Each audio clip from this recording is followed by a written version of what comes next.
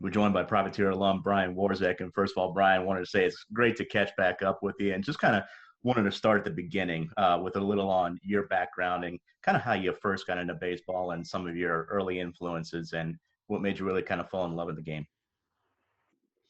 Wow. I mean, going back as long as I can remember, I've always loved baseball. It's just something I really had a knack for growing up. I loved sports growing up, but when I was introduced to baseball, I was like 4 or 5, and I just absolutely fell in love with it.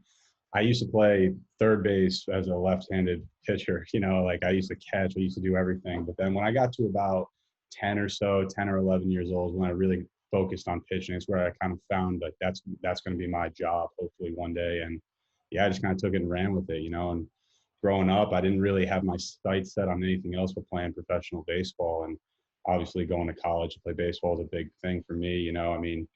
That's what everybody kind of grows up to do is play D1 ball and then hopefully go to the next level. And I'm glad I got the opportunity to do that. And of course, kind of fast forwarding, just talk a little bit about your the recruiting process and ultimately your decision to come to the University of New Orleans. You put up some great numbers in high school, but just kind of talk about that process and what it was like, and obviously to be able to get to achieve that dream of being able to play Division I ball here in New Orleans. Yeah, of course. I played on some small teams up here in New York State. We didn't really do anything super competitive like down south or out west. So we ended up going to a couple tournaments actually in Jersey, one of which was Diamond Nation. And I went there, I pitched in front of a few college scouts. I didn't have that too good a game, in my eyes, but then I got reached out by a couple coaches, and one of them was the University of New Orleans. And I always had this like kind of mindset that I wanted to go south to play baseball. I never really figured if I stayed up north, I could do what I wanted to do in my eyes. And when I had the opportunity to go south, I didn't pass it up.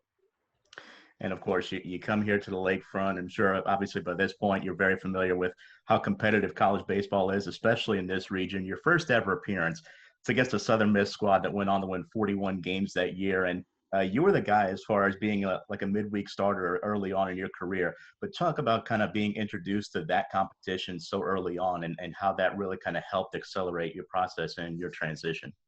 Yeah, coming in my freshman year, I was a little fish in a big ocean. I we went through fall ball, everything felt good, and then once the season started, I really didn't have a good grasp of what college baseball was like. Even through the fall, I thought I had a good idea, but when you get thrown in there, especially in the midweeks against some top tier talent within the country, not just in the state, you definitely learn a lot about yourself really quick because you'll fail if you don't figure it out real quick. And I had a tough go at it my first couple games, but I think in the long run that definitely helped me because I kind of saw where I needed to go, where the talent level that I wanted to succeed at is. And once I figured that out, kind of towards the end of my freshman year, and even in the summer, I was still developing. And then when I came back to for go round 2 in New Orleans, I was ready to roll. And talk about that offseason between 16 and 17. And I think anybody who was around the program at the time really saw the potential. And obviously, you come back the next year, you dominated to the tune of an 8-3 record, a 2.12 ERA. What were some of the biggest things that you worked on that helped make you into one of the top pitchers in the Southland as a sophomore?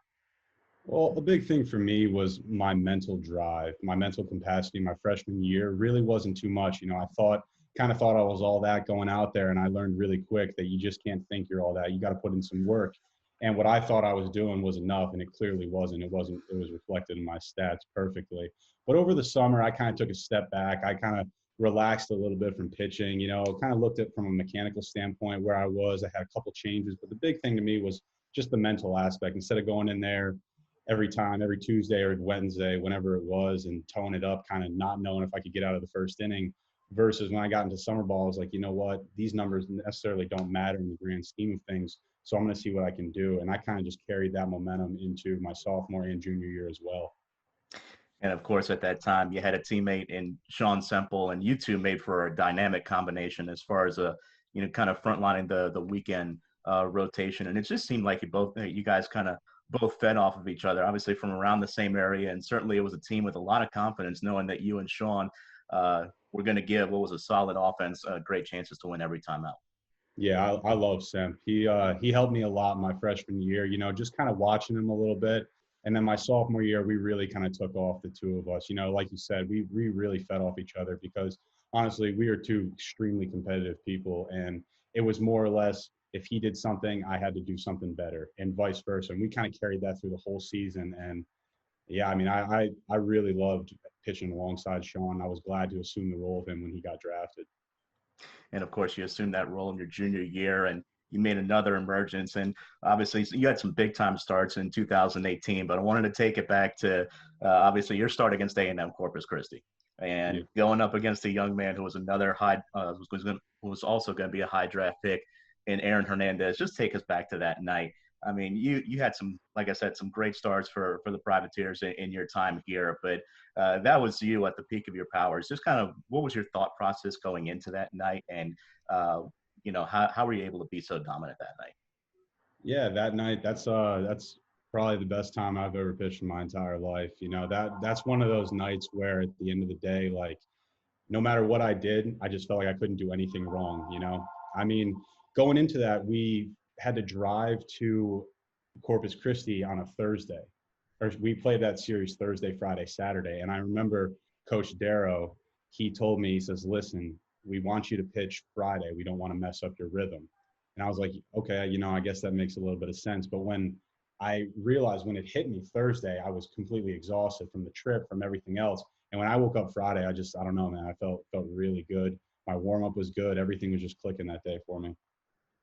And of course, as the year continues, you were just mowing hitters down. You had 127 strikeouts in 95 and two-thirds innings. But I think the biggest thing from that year that was most notable is how efficiently that you pitched and how you were able to routinely pitch deep into games. Just kind of talk about the balance of being a power pitcher like yourself at that level and also being able to get outs as quickly as efficiently as possible as you did that year. Yeah, I mean, I think a lot of that had to stem just off the pitching staff. That was kind of our mindset. No matter who you were, you just had the mindset of you were a power pitcher, whether you were a reliever, a back end guy, a starter. And we all kind of had that mindset. And, you know, and somebody in the role that I had that I assumed even my sophomore year was kind of like, I'm going to lead the force here. So I always had this mindset, you know, if we're going to be a dominant pitching staff, I got to lead the way no matter what. You know, I mean, it all started on Monday all the way up till Thursday. You know, I mean, Friday was the day where you can't really change your performance. You know, it is what it was based on the week previous. But that was it was a big thing for me to kind of like lead the pitching staff, and I felt like that kind of fed my energy a little bit. You know. And of course, going into the first of all, the latter part of the season, you guys had some big, much needed results. You take 2 out of 3 against Houston Baptist, the big sweep against Nichols. You wind up getting in on the last day of the regular season with a win against Northwestern State. And then you get to the tournament, the Southland tournament, and this team is the 8th seed. And I think we'll all remember that run for a long time, but kind of coming in and just being able to reset after some big results. How much did it benefit you guys in particular, just kind of being able to reset and go on in a postseason mentality after that late season surge with seemingly so Oh, much momentum? yeah. I mean, that was huge. Like looking back at it, you know, it was such a stressful year, not only for myself. I mean, it's a big year for any junior out there or any draft eligible guy. So that's always in the back of your mind. But just from a team standpoint, we were so stressed the entire year. All we were focused on is winning, winning, winning. And we had our ups and we had our downs. But when we got to the conference tournament, we all kind of sat down and said, you know what? Why not us? And we kind of took that just from the first pitch of the tournament all the way through. And we just kept riding that high all the way. And you pitched the second game of that tournament. It was a strong outing over 6 against Houston Baptist, and it pushed the Privateers to 2-0 in the tournament. And that was kind of the theme all tournament long, just kind of timely hits and a pitching staff overall that, like you kind of alluded to earlier, just pitched to their strengths and made opponents earn whatever they got. Yeah, of course. I mean, we like I said, we all fed off each other. I mean, we were a crazy bunch of guys, our pitchers, but I mean, we found a way to make it work every time. Whoever was out there, you know, we were confident whoever we had out there was going to do the job. The run unfortunately ended just a bit short in the championship game, but kind of take us back to that week. It was kind of a roller coaster, and having to play 3 games in 24 hours, extremely hot conditions as well, and having to play 2 games in one day on the final day. Just kind of, what did that say overall about the character of this squad? Yeah, I mean, we just had kind of a no quit mentality. You know, we weren't going to stop. We knew the whole season, even starting in the fall. Coach Dean told us, he said, it's not going to be easy. You know, it's going to take everything we got. And like I said, we kind of just rode that high right from the conference tournament. but we knew we had the mentality to play 3 games in the 24 hours. We just knew that's what it was going to take, you know, and we eventually end up coming up short, but the run we had was second to none with the group of guys. I'll never forget that team. It was certainly a special week and something that everybody that was around will certainly remember for a long time. And of course, you move on, you get drafted by the Dodgers. No doubt a special and well-deserved moment. And now 2 years into your professional career, what are some of the biggest lessons that you've learned and applied now in your early years as a pro?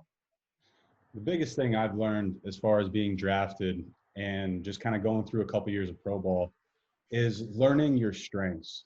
Like when you first get picked, selected, you're going to find that there are a lot of people better than you. And you just got to find that one or two things that you are really good at and just kind of hone in on those and ride that and to take you to the next level. You know, you really can't worry about outside factors as far as who's getting moved up and down, you know, because there's injuries and the list goes on and on. But you just really got to find two or three things, whatever you do extremely well. And that's what the organization, especially the Dodgers, have done with me is they've picked a couple things and found that that's where I can succeed at the major league level. And that's something they preach every day to us. You pitched last year in California. Just kind of talk about that. Of course, you're a New York guy. You come down and pitch college in New Orleans and now in California. So three different areas, three different climates as well.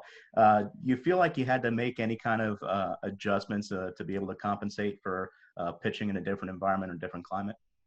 Yeah, I mean, I think a little bit of it was a little culture shock. You know, I mean, definitely going from New York to New Orleans right out of high school was definitely a culture shock. But then getting drafted, you know, and kind of going through the first half season, which was only a couple games, you know, you met some guys, and then you go through your first real spring training.